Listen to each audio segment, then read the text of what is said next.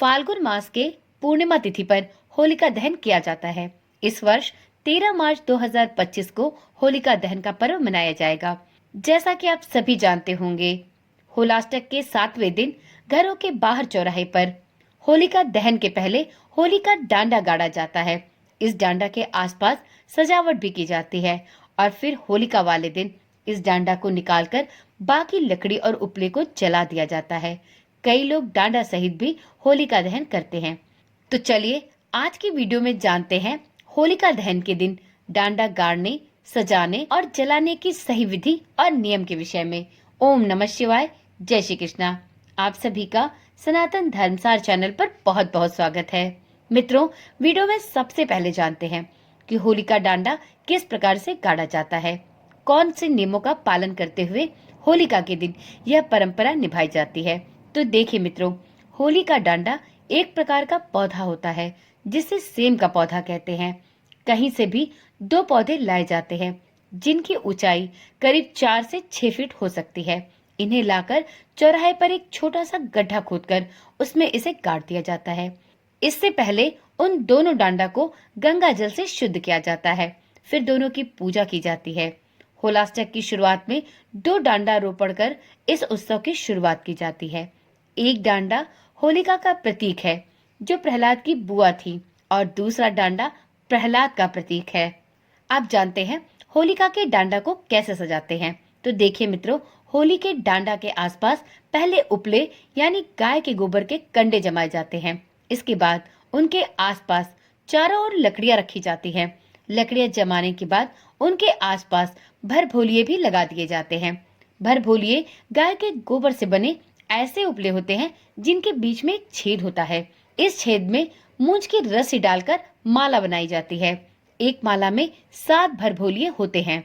डांडों के इर्द गिर्द गोबर के उपले, लकड़ियां, घास और जलाने वाली अन्य चीजें एकत्र की जाती हैं और इन्हें धीरे धीरे ऊंचा और बड़ा किया जाता है।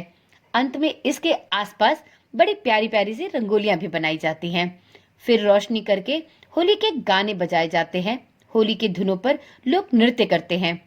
अष्टमी से पूर्णिमा तक डांडा गड़ा रहता है। तब तक पूजा पाठ होते रहते हैं।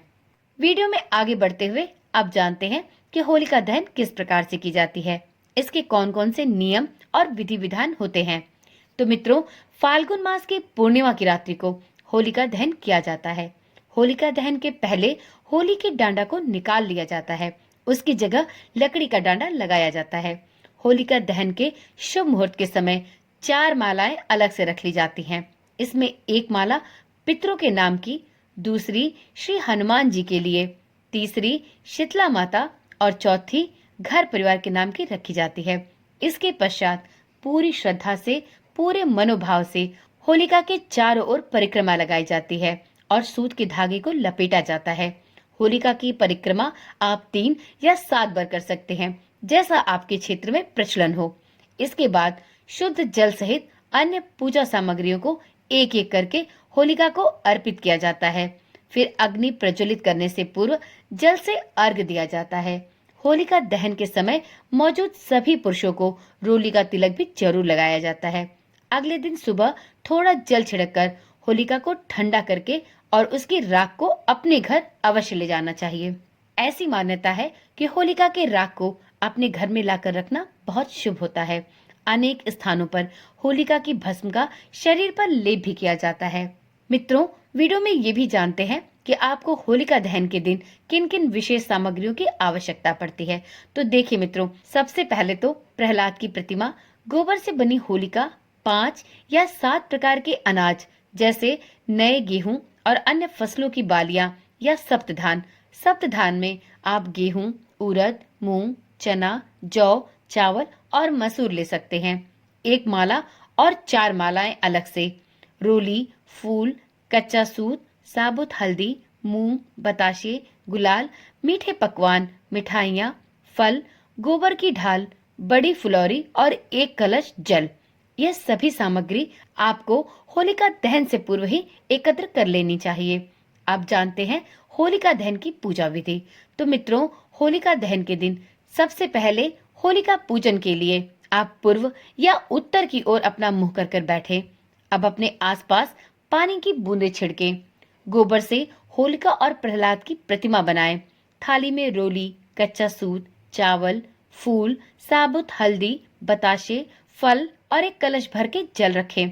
नरसिंह भगवान का स्मरण करते हुए प्रतिमाओं पर रोली, मौली, चावल, बताशे और फूल अर्पित करें।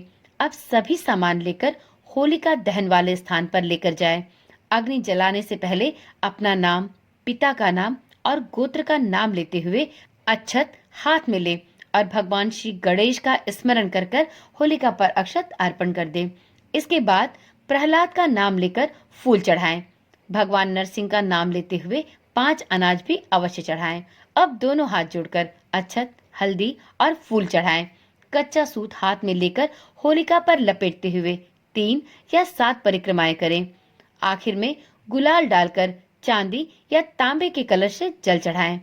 होलिका दहन के समय उपस्थित सभी को रोली का तिलक लगाएं और सबको अपनी शुभकामनाएं दें।